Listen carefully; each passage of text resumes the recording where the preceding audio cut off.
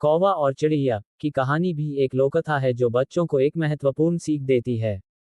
इस कहानी का एक रूप इस प्रकार है। एक बार की बात है, एक हरे भरे जंगल में एक चिड़िया और एक कौवा रहते थे। चिड़िया हमेशा खुश रहती थी और मीठे गीत गाया करती थी। दूसरी ओर कौवा हमेशा दुखी और जलन से भरा रहता था। वह सोचता था कि उसकी आवाज कर्कश है और उसका रंग भी काला है, इसलिए वह सुंदर नहीं है। एक दिन कौवे ने चिड़िया से पूछा, तुम हमेशा इतनी खुश कैसे रहती हो? तुम्हें कभी कोई समस्या नहीं होती? चिड़िया ने मुस्कुराते हुए जवाब दिया, मैं अपनी जिंदगी से संतुष्ट हूँ। मैं जो कुछ भी हूँ, जैसा भी हूँ, उसमें खुश रहती हूँ।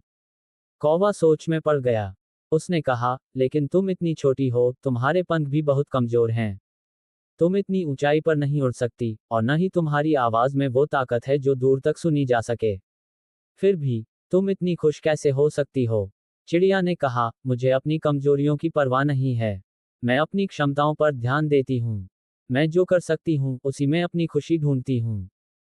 कौवा कुछ नहीं कह सका, लेकिन उसने चिड़िया से एक और सवाल पूछा, तुम्हें नहीं लगता कि अगर तुम्हारी आवाज मधुर होती या तुम बड़ी होती, तो तुम और भी खुश होती? चिड़िया ने कहा, शायद हाँ, लेकिन अगर मैं ऐसी होती, तो मैं शायद उन चीजों की कदर नहीं कर पाती जो मेरे पास हैं।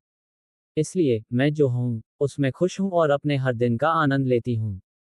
कौवे को चिड़िया की बात समझ में आई। उसने सोचा, अगर मैं भी अपनी जिंदगी से संतुष्ट रहूं, तो मैं भी खुश रह सकता हूँ। इस कहानी से हमें ये सीखने को मिलता है कि असली खुशी हमारे पास क्या है, उसमें संतुष्ट रहने में है, न कि उन चीजों के बारे में सोचने में, जो हमारे पास नहीं है। चैनल को सब्सक्राइब जरूर करें।